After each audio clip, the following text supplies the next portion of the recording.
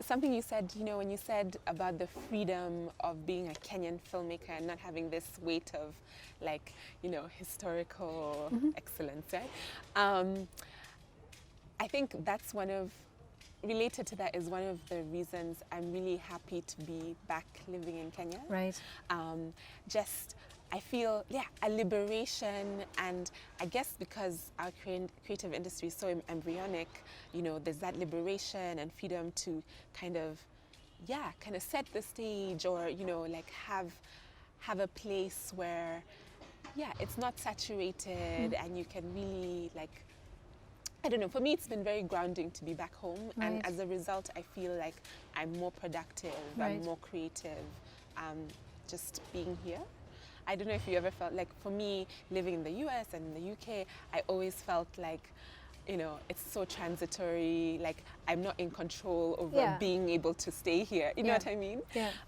So there's something really grounding about being home that I just feel has freed me to do much more. I don't know if you relate to that, or what has your experience been? I don't know, I feel it's almost as if when you're abroad, it's like you're taking shots of coffee, and when you're here, you're brewing tea. Yes, that's a beautiful analogy. So when I'm somewhere, I'm like, I'm here for 1 year, I'm here for 2 years, I'm here for 2 months. Yeah. So it's like, what am I getting achieved? I need to do this, I need to do this, and it also you do stuff very quickly, but it also means that you're doing smaller things.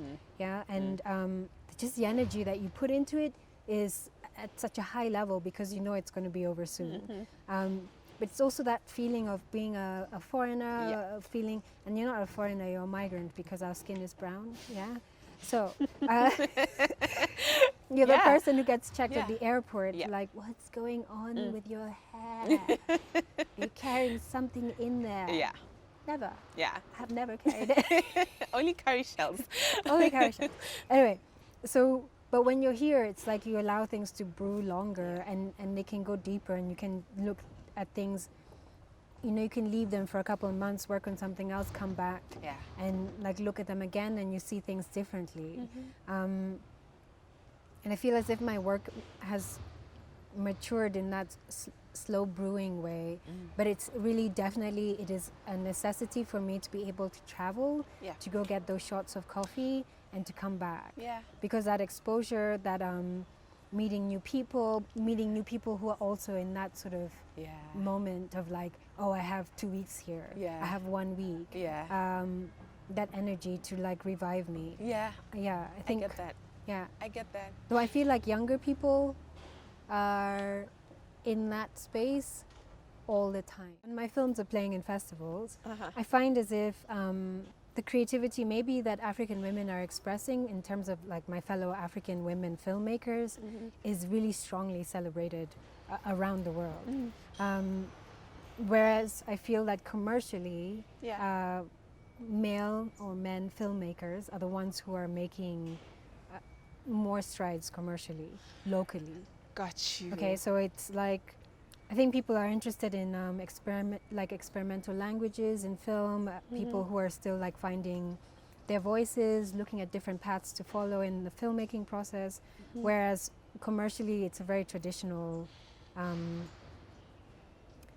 path that people are following. And also, you're building up on networks that have already been established.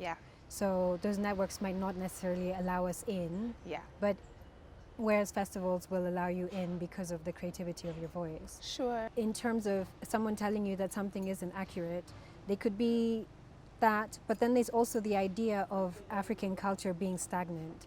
So it's locked in a period before white people arrived and changed everything. And it's like after that, everything that happened isn't African.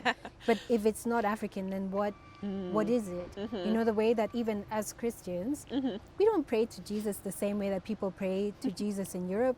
These people are doing totally different things. We've been colonized, but we're still taking that information and mixing it with things that we've had and expressing it differently, because we are different people. We have a different history. So it's like in your body. Sometimes I go to church and I'm like, what is going on here? What is it? What is this? And then you look at videos of candomblé and voodoo rituals, and I'm like, this is happening in my church. So you've tried to delete a history Yeah. and you've tried to erase a culture, But but it's still resistant. coming through. Yeah. And I think Yeah. this would be really beautiful if we understood that, because Yeah. then we could embrace it more holistically, because we Yeah. are afraid of it. Yeah. We've been taught to be afraid of something that is deemed as being primitive. Mm-hmm. Yeah? Mm-hmm. So it's something that we should leave behind. Mm-hmm.